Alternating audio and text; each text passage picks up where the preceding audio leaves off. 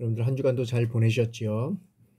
계속되는 또 오미크론 때문에 많은 사람들이 또 양성 판정을 받아서 어려움을 당하고 있습니다. 저도 지난 주간에 또 양성 판정을 받아서 일주일 동안 목이 아파서 고생을 하고 있고, 지금도 가끔씩 기침이 나오는 이런 현상들이 있습니다.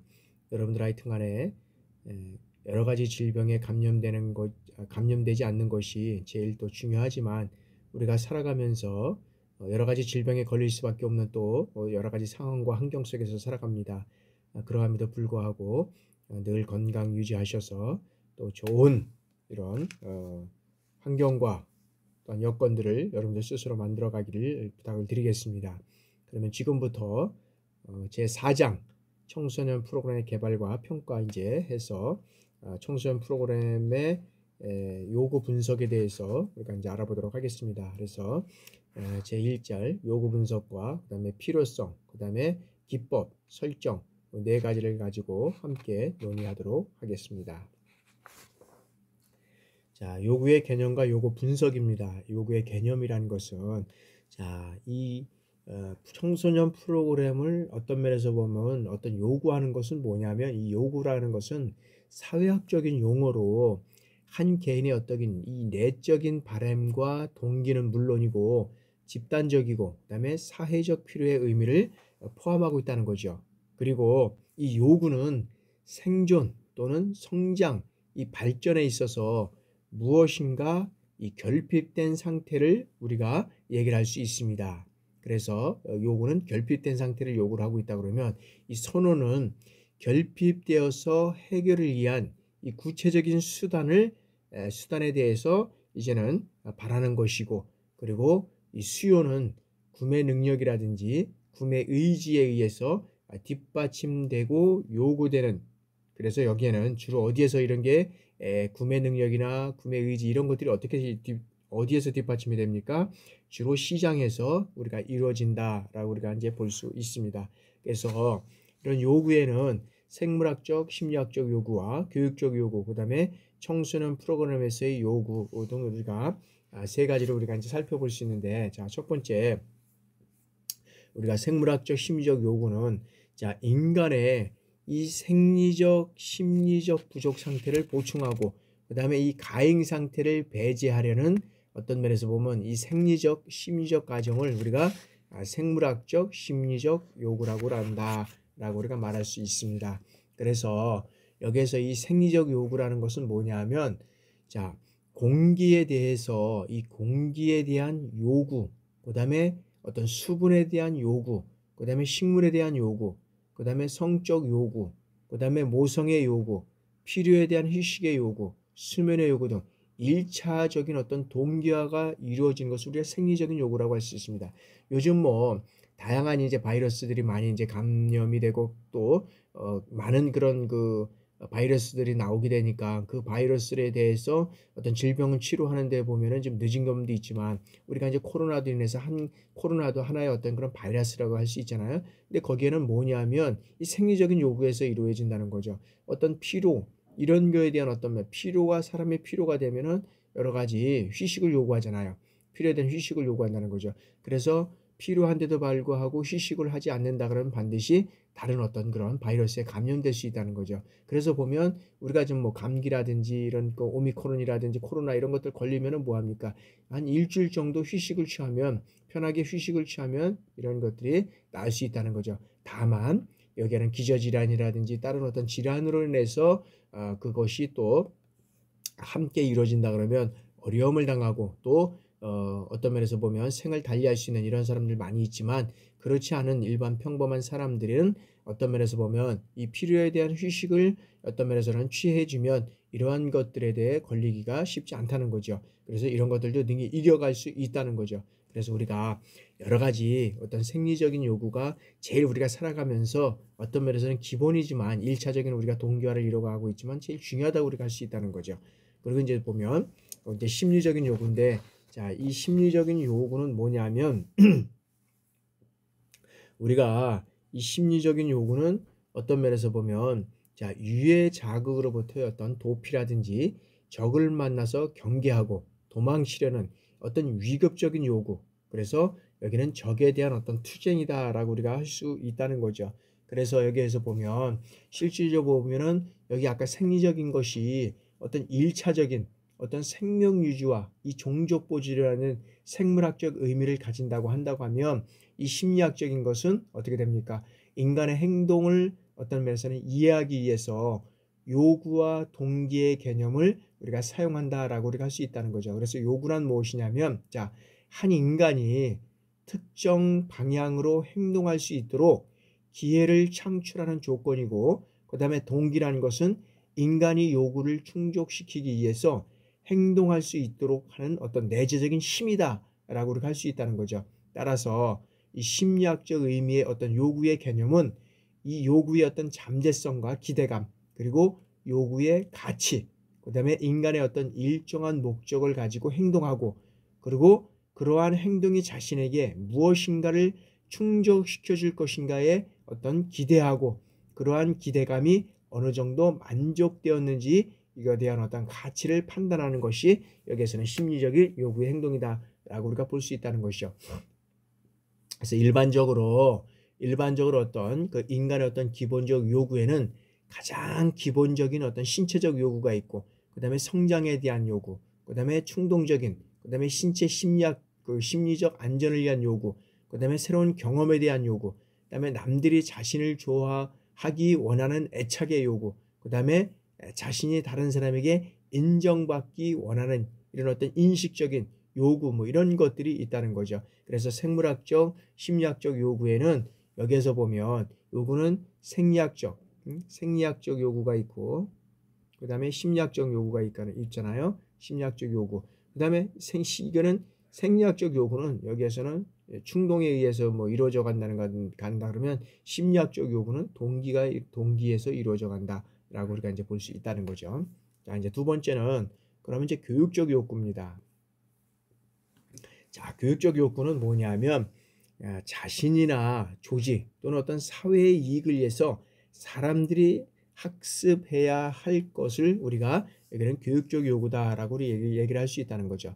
그래서 여기에서는 자, 현재의 어떤 능력 수준과 그다음에 효과적인 어떤 그 학업 수행에 요구되는 더 높은 수준의 어떤 능력 간의 차이다라고 우리가 얘기를 할 수 있다는 거죠.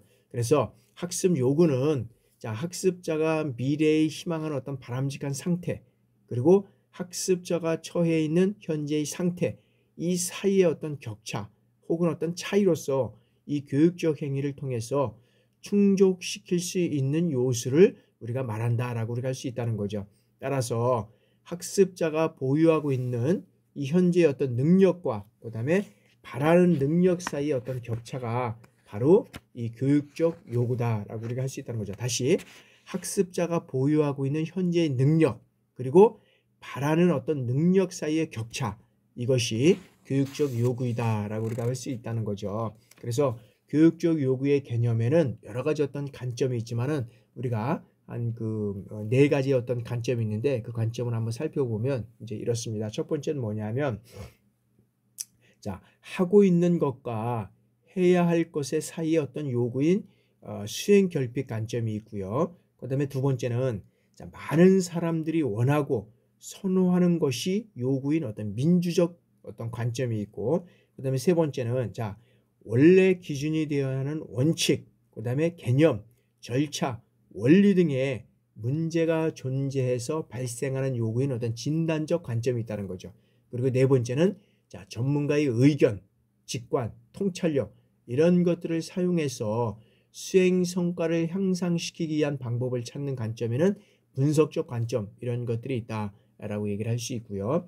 이제 세 번째는 자, 청소년 프로그램에서의 어떤 여기 오타가 좀 나네. 프로그램에서의 요구는 뭐냐면 자, 청소년 프로그램, 청소년 이 프로그램에서 요구되는 어떤 그런 개념은 뭐냐면 여기는 개인이나 집단이나 인간의 어떤 생존과 성장, 발전 이런 것들을 여기에서는 필요로 하는 어떤 교육적 행위를 통해서 충족시켜가는 것을 우리가 여기에서는 청소년 프로그램의 어떤 요구다라고 할 수 있다는 거죠. 그래서 이 청소년 프로그램에서 여러 가지 어떤 그런 개인이나 어떤 집단, 그다음에 인간의 어떤 생존과 성장 발전 이런 것들을 통해서 여기에서는 어떤 필요로 하고 구하는 것을 어떤 면에서 보면 여기에는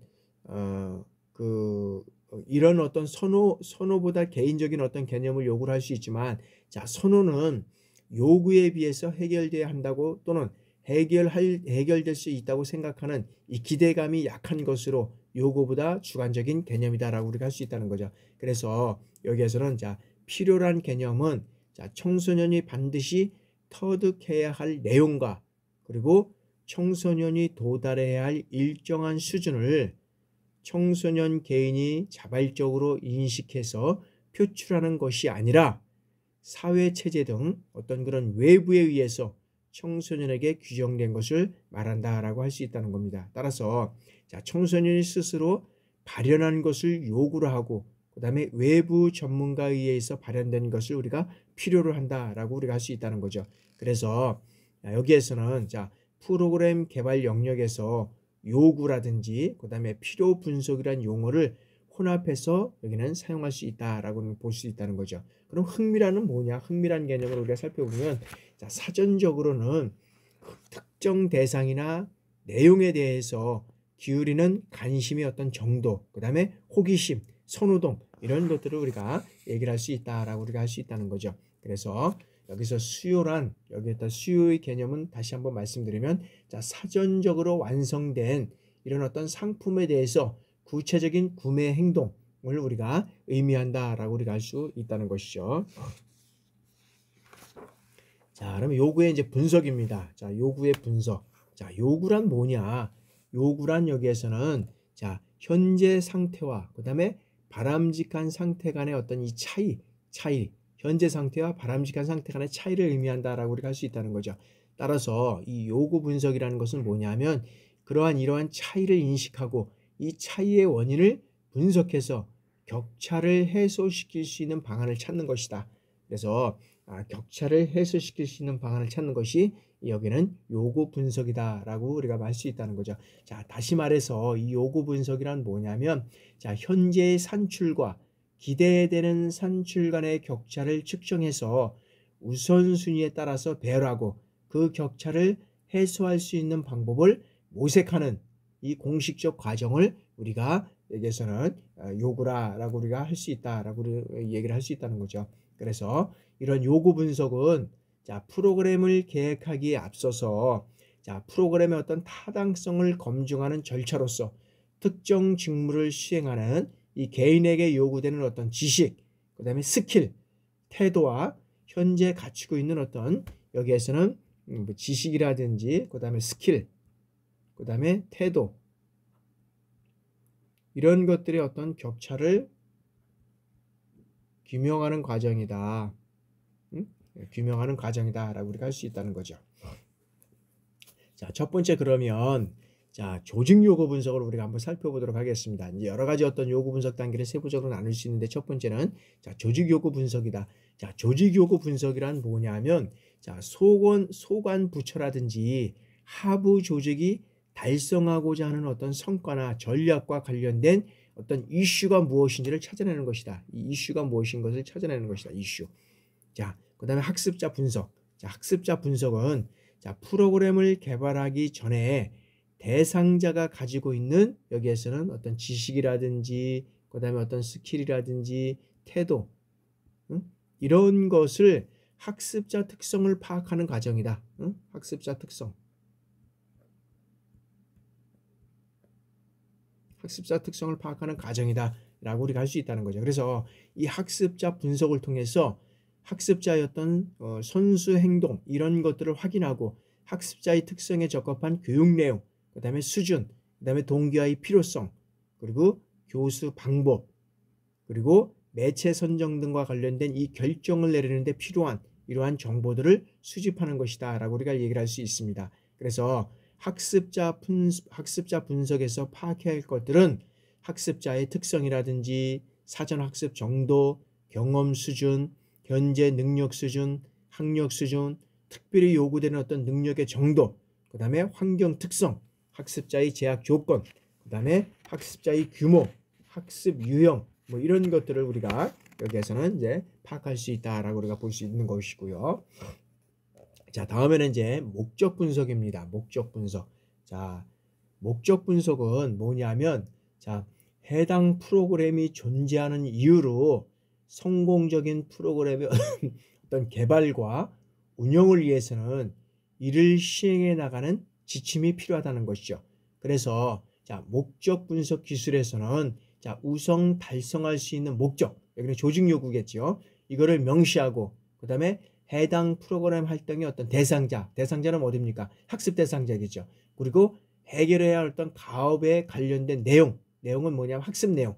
그래서 이런 프로그램 활동을 통해서 기대되는 결과, 즉 뭐냐면 학습 결과를 기술하도록 한다라는 거죠. 그래서 이를 통해서 프로그램 개발의 지침을 활용하고 그리고 프로그램의 필요성에 대한 이 합의의 도출과 그리고 다양한 관련 부서와 협조를 이 협조 관계를 이끌어 나가는데 활용하는 것이 이 목적 분석이다 라는 것을 우리가 얘기를 할 수 있고요. 자, 다음은 내용 분석입니다. 내용 분석. 자, 이 프로그램의 이 필요성 분석을 통해서 프로그램의 목적을 정하게 되면 자, 이를 구현하기 위해서 어떤 내용을 가르쳐야 하는지를 여기에서는 자, 조직 행정의 효율과 그 다음에 문제 해결력 증대를 위해서 분석 단계부터 해결 방안 도출까지 어떤 절차, 그 다음에 진행 방법, 그 다음에 전문 기법, 뭐 이런 것들을 이제 정하는 것이 이제 내용 분석이다라고 우리가 이제 볼 수 있다는 것이죠. 자, 그렇게 된다 그러면 여기에서는 이제 요구 분석에 있어서 관련 내용들을 우리가 한번 도표를 통해서 우리가 한번 살펴보도록 하겠습니다. 자, 요구 분석 관련 요인입니다. 여기에는 인적 요인과 그 다음에 여기에서는 이제 뭐 프로그램, 그 다음에 이제 뭐 여러 가지 어떤 조직 등 이런 것들이 있는데 한번 이제 인적 요인부터 먼저 한번 살펴보도록 하겠습니다. 자, 대상은 청소년입니다. 요구 분석 내용은 자, 개인의 어떤 특성이라든지 태도, 가치, 흥미, 목표, 우선순위, 행동과 지식, 사회적 특성 이런 것들의 요구 분석을 통해서 거기에 관련된 변이는 뭐냐면 자, 연령과 종교, 성별, 그 다음에 자아 개념, 협동의식, 작업계획, 직업계획, 그 다음에 참여도, 인지 능력, 거주지 생활 수준 이런 변이들이 여기에서는 또 함께 이루어져 가야 된다는 거죠. 자, 그 다음에 자, 지도자는 여기는 개인적 특성과 청소년 기간 어떤 청소년 기간의 태도, 그 다음에 목표, 우선순위, 능력과 행동에 이런 어떤 요구 분석을 통해서 여기에서는 관련 변이는 뭐가 들어가면 연령이나 가족, 자율성에 대한 태도, 그 다음에 어떤 프로그램 생애 계획, 그 다음에 전문 지식, 의사결정 이런 것들의 어떤 관련 변이가 들어가고요. 행정관은 자, 개인적 특성이라든지 어떤 청소년 기간의 특성, 능력 이런 것들이 필요하다 그러면 요구 분석이 된다 그러면 여기에 관련 변이는 학위, 종교, 경험, 프로그램 태도, 문제 해결 능력, 예산 관리 능력 뭐 이런 것들이 관련 변이가 필요하고요. 자, 주민과 지역 주민은 개인과 특성, 그 다음에 현재 조건, 청소년 기간의 태도, 목표 우선순위, 사회적 특성 이런 것들의 어떤 요구 분석을 통해서 여기에는 변이는 자, 주거지 생활 수준과 연령 분포, 그 다음에 문화 기회, 지도자 태도, 그 다음에 어떤 성취 열망도, 사회 활동, 가족 관계 이런 어떤 그런 변이들이 여기에서는 요구 분석과 관련된 변이들이 이제 필요하다는 거죠. 자, 두 번째는 이제는 여기에서는 이제 인적 요소, 인적 요인은 말고 이제 프로그램적인 요소를 한번 살펴보도록 하겠습니다. 대상 프로그램입니다. 자, 프로그램의 요구 분석은 내용과 계열성, 전략과 방법, 자원 이런 것들을 통해서 관련 변이는 각종 교육과정, 그 다음에 활동 지도 전략, 청소년 시설, 박물관 등 이러한 변이들이 필요하고요. 그 다음에 단위 프로그램에서는 내용과 계열성, 전략, 방법, 자원 이런 것들이 여기에서 똑같이 필요하다 그러면 여기는 어떤 시민성이라든가 비판력, 하부적 논리, 그 다음에 활동 자료 이런 것들이 여기는 관련 변이로서 필요하고요. 그 다음에 이제 이 조직에서는 통합관리와 이제 행정을 우리가 살펴보도록 하겠습니다. 통합관리는 방침과 정책, 구성 체계 이런 것들이 있으면 규칙과 인사관리, 임원진의 어떤 구성 이런 것들을 통해서 이제 이뤄가고 있고요. 자, 다음에는 이제 인사나 시설이나 청소년 활동에서는 자, 직무 배정, 훈련, 그다음에 건축 시설 사용도 인원, 업적 평가 인정 뭐 이런 것들이 어떤 변이가 필요하다는 것이고요. 그다음에 이제 기간 만족도와 대인 관계에서는 청소년 지도자의 어떤 사기나 인간관계 이런 어떤 그런 변이들이 이제 여기에서는 요구 분석과 관련돼서 필요하다는 거죠. 그래서 우리가 조직이라면 통합 관리, 그다음에 행정. 그래서 거기에서 관리적인 측면에서는 뭐 어떤 방침과 정책 구성 체계 이렇게 되는 거고, 행정에서는 인사를 어떻게 하고 거기 요구 분석은 시설과 여러 가지 어떤 그런 관계, 대인 관계 만족도 뭐 이런 것들을 어떻게 할 것이냐라고 따라서 여기에서의 어떤 그런 관련 변이들이 이걸 통해서 이제 나오게 된다는 거죠. 그래서 그런 것들을 통해서 우리가 요구 분석을 통한 우리가 한번 살펴보면 이러한 내용들이 될 수 있겠다라고 우리가 살펴볼 수 있고요.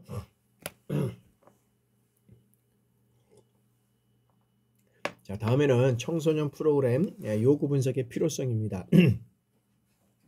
자, 요구 분석의 어떤 필요성, 이 요구 분석의 필요성은 뭐냐면, 자, 청소년 프로그램의 요구 분석을 하는 목적은 뭐냐? 일단 목적이 뭐냐? 목적이 무엇입니까? 목적이.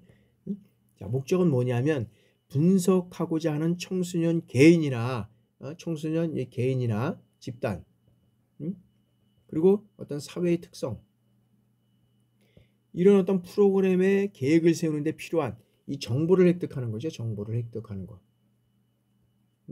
정보를 획득하기 위한 것이다. 그래서 이 청소년 프로그램의 개발에 있어서 요구 분석은 청소년 관련 기관에서 제공하는 어떤 교육이나 그 다음에 활동 프로그램이 비효율적이거나 그 다음에 청소년들의 어떤 참여가 저조한 경우, 그리고 원인을 확인하고 점검함으로써 그에 대한 평가와 그 다음에 함께 처방이라든지 새로운 어떤 개선 방향 이런 것들을 찾아내기 위해서 기본적으로 이 청소년 프로그램에 있어서의 어떤 요구 분석은 청소년으로부터 시작해서 이제 청소년으로 종결된다. 그러니까 청소년의 프로그램의 요구는 어디서부터 시작해요? 청소년부터 시작해서 청소년들의 청소년 활동에 의해서 여기는 종결된다라고 우리가 볼 수 있다는 거죠. 자, 그러면 이제 첫 번째 정보 획득부터 알아보도록 하겠습니다.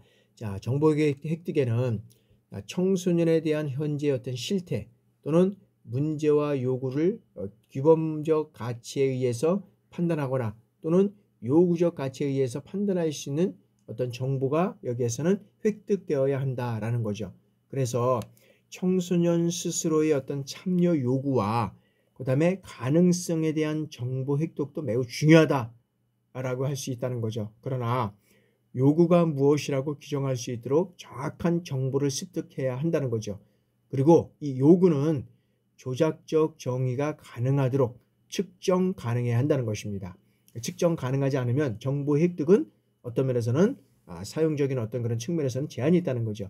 그리고 이 요구는 바라보는 시간이나 해석에 따라서 달라질 수 있으므로 요구를 바라보는 관점 또는 정보 획득에 있어서 어떤 면에서는 중요하다라고 우리가 할 수 있다는 것이죠. 자, 다음에는 이제 객관성의 확보입니다. 객관성의 확보. 이 객관성의 확보에 있어서는 객관성의 확보는 여기에서 정보의 획득 과정이 생태학적, 개별학적 오류에 의해서 왜곡되지 않도록 체계적인 이러한 조사 방법을 적용해서 객관성을 확보해야 한다라고 우리가 얘기를 할 수 있다는 거죠. 그러면 이를 위해서 청소년의 어떤 수라든지 그다음에 수집 과정, 조사 과정 이런 것들에 대해서 객관성을 인정받아야 한다는 거죠. 객관성을 인정받아야 하고, 그리고 청소년의 어떤 요구나 문제의 사정이 정확하고 그리고 보편적이라는 것을 증명할 수 있기 때문에 여기는 객관성이 있어야 되지만 설득력이 있어야 된다. 설득력이 있어야 된다. 자, 다음에는 이제 실증적 방법입니다. 실증적 방법. 자, 객관성의 확보와 함께 이론의 형성에 매우 중요한 기제로 우리가 작용할 수 있는 것으로 우리가 이제 보고 있는데, 이 실증적 이 방법은 청소년의 요구를 실제로 분석함으로써 증명하게 되기 때문에 이는 요구 사정과 또 어떤 그에 따른 결론이라든지 정책 대안이 실제로 유효하다는 것을 증명할 수 있게 된다는 것입니다. 또한 개량화라든지 그다음에 자료화해서 제공할 수 있게 되고 이 가설에 대한 확인도 가능할 수 있다라고 우리가 볼 수 있다는 것이죠. 그리고 청소년 중심의 비전 및 프로그램 개발입니다. 이 청소년 조사, 즉 이 요구 조사는 청소년의 어떤 요구 수준과 참여 수준 그리고 변화 과정 이런 것들에 따라서 다양하고 효과적인 접근 방법을 마련할 수 있는 이 정보를 제공해 줄 수 있어야 한다라는 것이죠. 그래서 1차적으로 효율적인 어떤 자원 배분과 이 관리가 가능하게 하고 그리고 이에 따라서 청소년의 문제 해결에 효과적인 이 자원 배분과 관리가 가능하게 해야 된다는 것이죠. 그리고 가장 효과적인 어떤 접근 방법을 마련할 수 있게 되어야 한다는 것입니다. 이를 위해서 표준화된 요구조사 도구로서 지속적이고 그리고 반복적인 요구조사가 이제는 실질적으로 이제 이루어져야 한다라는 것이죠. 그래서 경향 분석적 접근이 이제는 필요하게 된다라는 거죠. 경향 접근 분석. 이 경향 접근 분석이라는 것은 뭐냐면 요구 변화를 미리 예측하고 판단함으로써 지역사회의 역할과 프로그램 개발에 선도적 역할을 할 수 있는 어떤 기틀을 제공해 줄 수 있다는 것이다. 경영적 여기에서 접근 방법에는 그런 것들이 여기에서는 있다는 것이고요.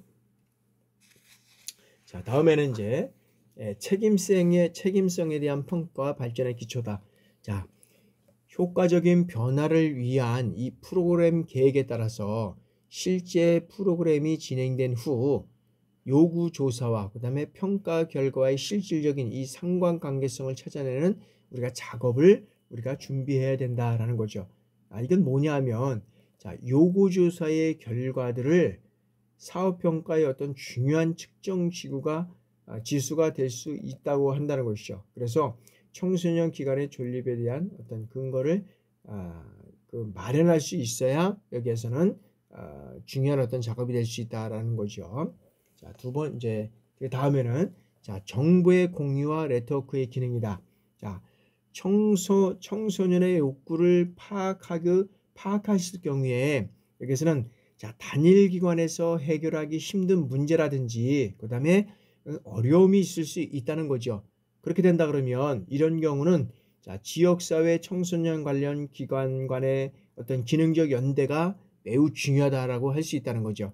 그래서 이를 위한 첫 작업으로 뭘 해야 되냐면 자신의 정보를 공개함으로써 청소년에 대한 어떤 이 공유를 이끌어내고 그 다음에 서로 협력하는 이런 공동체가 되어야 할 것이다 라고 우리가 볼 수 있다는 거죠. 다음에는 이제 홍보와 참여의 기회 제공입니다. 이러한 요구 분석은 청소년 기관과 그 다음에 청소년이 직접 대면하게 되는 매우 중요한 어떤 이런 접촉의 기회다라고 우리가 할 수 있다는 거죠.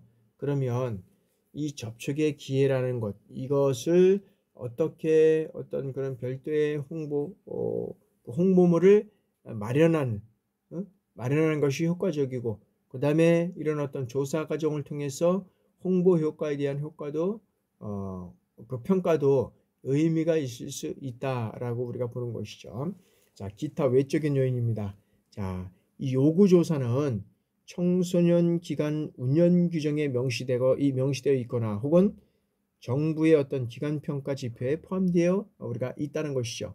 그러함에도 불구하고 프로그램 어떤 지원 사업 신청 시 사업의 어떤 그런 당위성과 그 다음에 어떤 그 당위성에 대한 어떤 증명이라든지 그 다음에 청소년 또는 지역사회 자원 등에 대한 어떤 정보 제공 등으로 요청될 수 있다라고 우리가 이제 볼 수 있다는 거죠.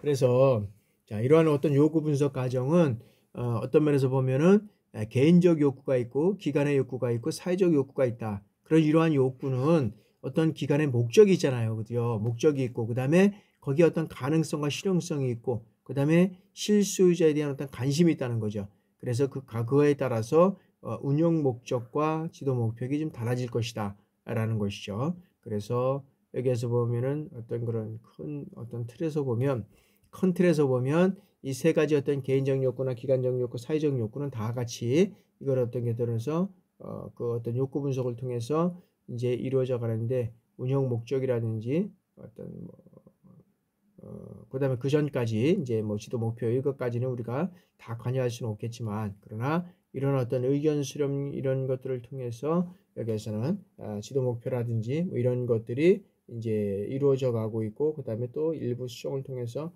되는 경우도 있고 라고 할 수 있다는 거죠. 그래서 요구 분석의 과정은 이런 어떤 절차와 과정을 통해서 이루어간다라고 우리가 보시면 될 것 같습니다. 자, 다음에는 자, 청소년 프로그램 요구 분석의 기법이다. 그래서 자, 요구 분석은 자, 요구 분석을 위한 방법은 매우 다양하다라고 우리가 볼 수 있다는 거죠. 그래서 다양하지만 거기에 적합한 어떤 분석 기법을 찾아내는 일은 어떤 면에서는 다양한 중에서도 그것을 찾아내는 것은 어떤 중요하다라고 할 수 있다는 거죠.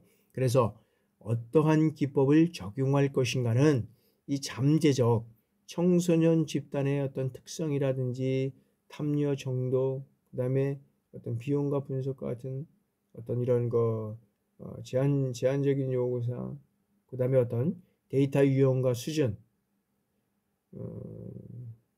훈련 수준, 어떤 그런 그 훈련 유형과 수준, 그다음에 프로그램 개발자의 어떤 기법, 적용 능력 이런 것들을 고려해서 우리가 선택을 해야 된다라는 것이죠. 그러면 이제 요구 분석에는 여러 가지가 있습니다. 뭐 수많은 것들이 있는데 우리가 한번 몇 가지를 한번 살펴보도록 하겠습니다. 먼저 이제 서베이법입니다. 서베이법. 자, 이 서베이는 뭐냐면 자, 잠재적 학습자 이 학습자 집단이 비교적 많고 널리 분포되어 있는 경우 이 정보를 수집하기 위해서 사용하는 기법이다. 그래서 이 학습자가 어떻게 돼요? 널리 분포되어 있을 때, 널리 분포되어 있을 때 이게 정보를 수집하는 거고, 정보를 수집하기 위해서 사용하는 기법이다. 그래서 자, 이 프로그램 개발자는 어떻게 돼요? 이 서베이 기법을 통해서 잠재적 학습자들로부터 비슷한 요구 정보를 이 통합적으로 이제는 획득할 수 있다라고 보는 것인데 그것은 뭐냐면 자, 비교적 어떤 그런 쉽게 어떤 체계적인 이런 방법으로 정보를 얻을 수 있는 장점이 있다는 거죠. 그래서 이 서베이 실시 방법으로는 이제 질문지법과 그다음에 질문지법과 면접법 이런 것들이 이제 있다고 할 수 있는데 자, 먼저 이제 질문지법을 우리가 살펴보면 자, 질문지법은 뭐냐면 자, 우편이나 이 분배 형식을 통해서 이루어진다는 것이죠. 그래서 응답자가 비교적 직접적인 어떤 접촉 없이 정보를 얻을 수 있다는 거죠. 그래서 이제 질문지를 통해서 우편 배달이라든지 뭐 이런 것들을 통해서 이루어져 가는 거죠. 그래서 질문지법을 분석하고자 하는 내용이 비교적 어떻게 돼요? 간단하고 많은 응답자를 필요로 하고 그다음에 응답자가 협조적이고 교육을 받은 집단일 때 이 적절한 기법이다라고 우리가 할 수 있다는 거죠.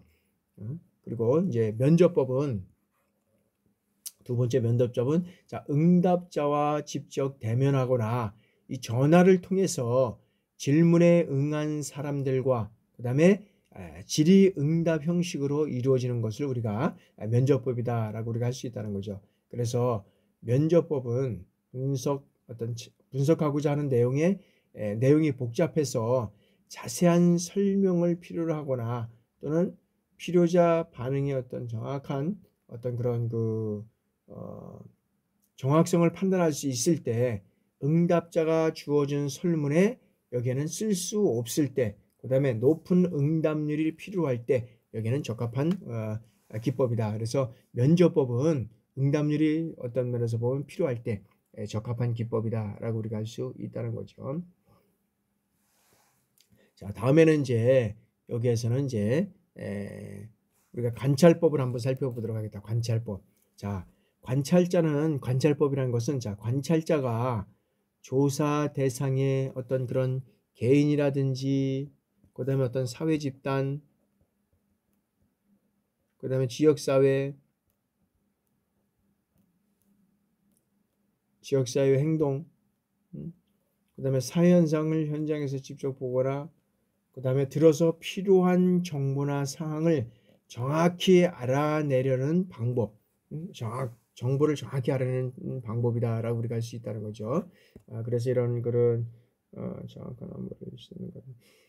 우리가 이제 여러 가지 한번 보면 여러 가지 어떤 이런 관찰법에는 장점과 단점이 있다는 거죠. 우리가 장점을 한번 살펴보면, 자, 이 장점에는 자, 융통성이 있고 직접 보거나 듣기 때문에 현장에서 발생하는 이런 상황, 어떤 그런 실상을 이해하는데, 실상을 이해하는데, 그 어떤 면에서 보면 도움이 된다는 거죠. 그리고 말보다 훨씬 깊은 정보를 얻을 수 있고 최적의 상태와 현재의 상태 간의 차이를 밝혀낼 수 있다는 거죠.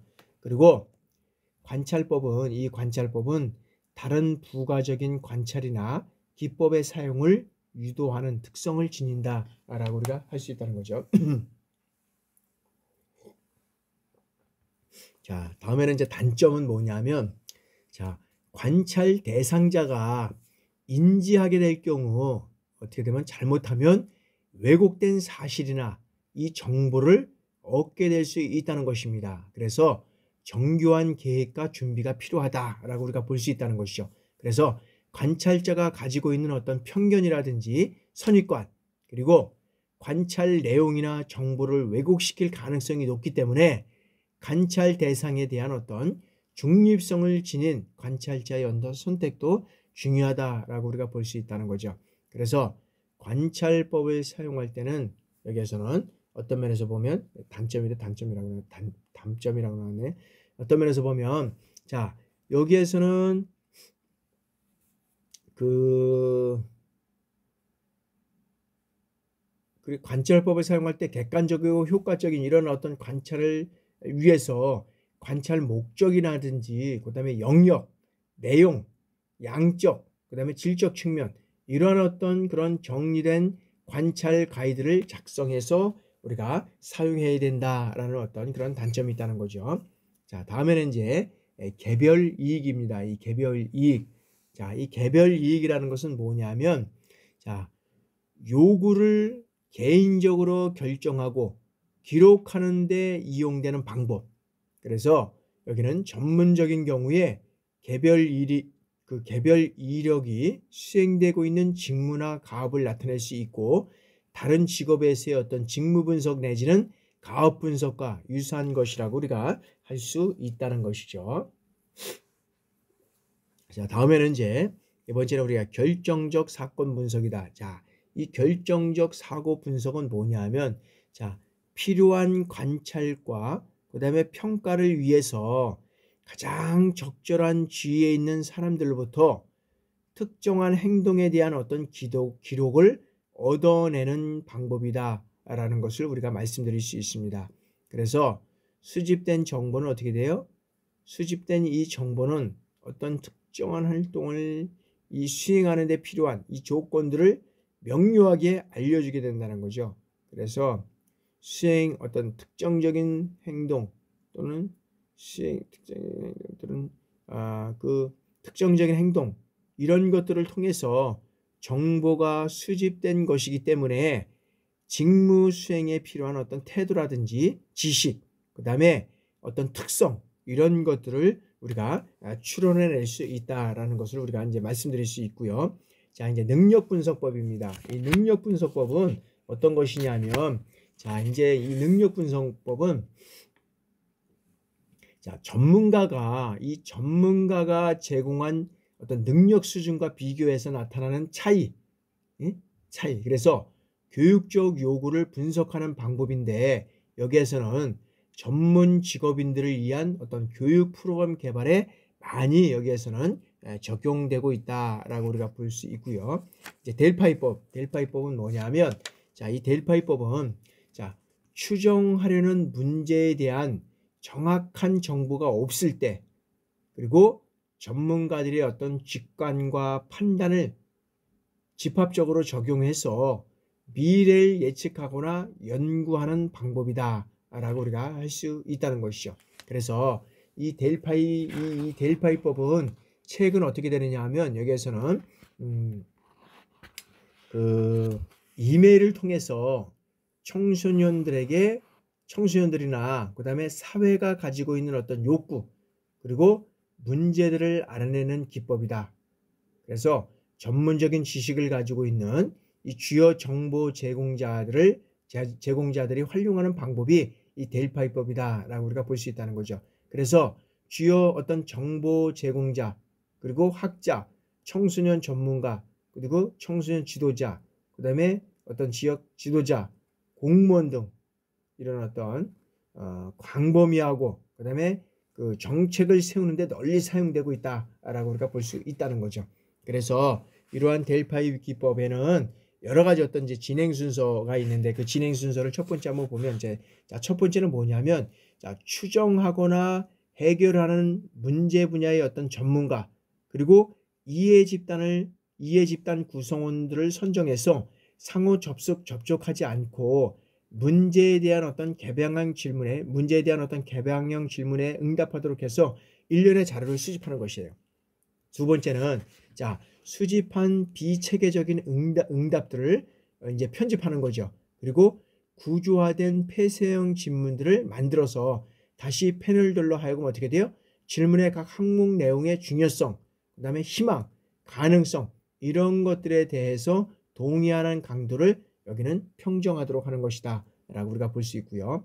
세 번째는 뭐냐면 집중 경영과 이 변산도는 뭐냐면 중앙값과 어떤 사분 범위, 평균과 편준 편차 이런 것들을 이제 산출해내는 것인데 각 질문에 대한 반응이라는 어떤 동의의 강도뿐만 아니라 다수의 의견과 달리하는 이 이유를 어떤 적을 수 있는 안을 준다라는 것이다 라고 우리가 할 수 있고요.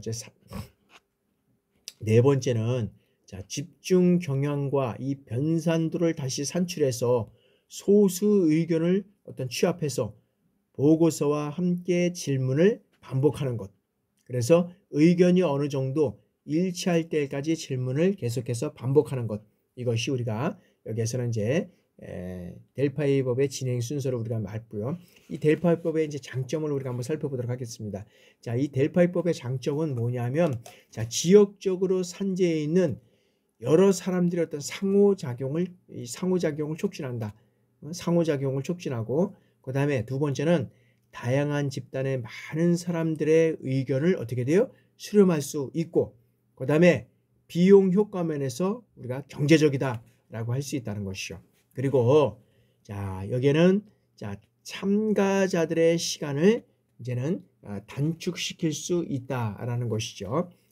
참가자들의 시간을 단축시킬 수 있고 그다음에 전문가들의 어떤 편리한 시간에 여기는 판단할 수 있다라는 것이고요. 그다음에 타인으로부터 방해되지 않는 자유로운 어떤 독립적 의사 결정이 가능하다라는 것이고요. 그다음에는 이제 장점 분야 우리가 이제 마지막 한번 보면 폭넓은 분야에 걸쳐서 심층적 의견 수렴이 가능하다라는 것을 우리가 이제 말씀드릴 수 있습니다.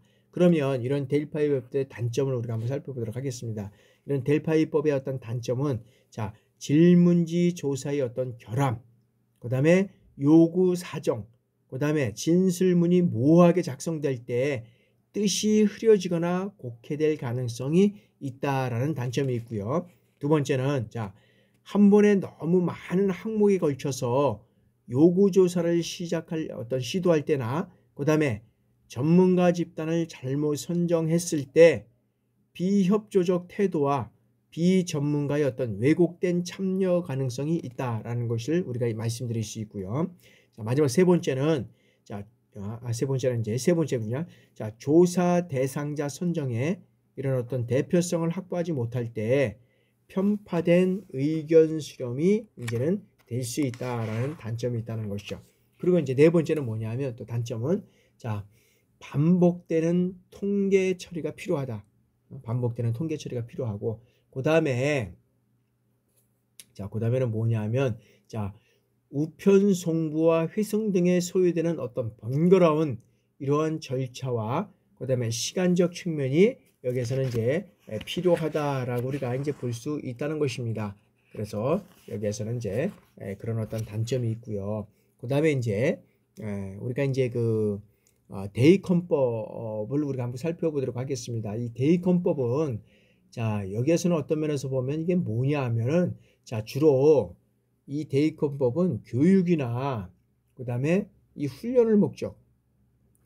교육이나 훈련을 목적으로 여기에서는 어떤 교육 목표와 교육 내용, 이 교육 내용을 비교적 단시간 내에 추출하는 효과적인 방법을 우리가 대입헌법이라고 우리가 얘기를 하고 있다 라고 우리가 말씀드릴 수 있고요. 그래서 이제 이 대입헌법에서는 자, 전문적인 숙련자는 다른 누구보다도 그 직무에 대해서 잘 기술할 수 있다는 거죠. 그리고 한 가지 직무는 해당 직업에 종사하고 있는 숙련된 사람이 수행하는 어떤 직업이라든지 명칭들 이런 것들로 충분히 기술될 수 있다는 어떤 전제를 가지고 있다. 그래서 모든 직업에는 그 작업을 올바르게 수행하는 데 필요한 이 관계 지식과 태도가 있다는 가정하에서 진행될 수 있다라고 우리가 볼 수 있다는 것입니다. 그래서 이 대입위원회는 한 8명에서 12명의 어떤 그런 분석 협조자로 구성되고 있고, 그 다음에 실무자가 준비한 장소에 모여서 2박 3일 동안의 어떤 집중적인 이 워크숍을 통해서 베이컴 차트를 완성하는 것으로 인해서 작업을 완료한다라고 우리가 볼 수 있다는 것이죠. 자, 그 다음에 이제 비형식적 분석 기법이다. 그래서 비형식적 분석 기법은 뭐냐 하면, 자, 프로그램 개발자가 일상생활 속에서 대상 집단과 매일매일 접촉하면서 그들의 요구를 지속적으로 평가하고 확인하는 것을 우리가 이제 비형식적 분석 기법이라고 우리가 말할 수 있다라고 우리 말씀드릴 수 있고요. 그래서 여기에는 이제 대화가 있고 측정이 있습니다. 비형식적 분석 기법의 대화를 우리가 먼저 살펴보면, 자, 프로그램 개발자나 청소년 지도자가 일상생활 속에서 청소년뿐만 아니라 그들의 어떤 부모나 교사들과 빈번한 접촉을 통해서 청소년들의 어떤 요구와 관련된 많은 정보를 획득하는 것을 우리가 대화라고 한다라고 말씀드릴 수 있습니다. 그래서 청소년 지도자들은 최근 어떤 문제점이라든지 이 관심사항 이런 것들을 청취할 수 있도록 위치를 확보해야 하고, 그 다음에 모임 후에 어떻게 됩니까?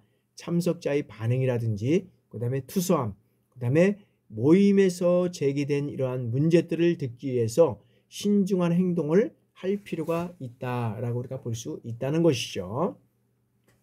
자, 다음에는 자, 비형식적 측정입니다. 비형식적 측정에서 여기는 이제 비형식적 분법에서 측정입니다. 측정.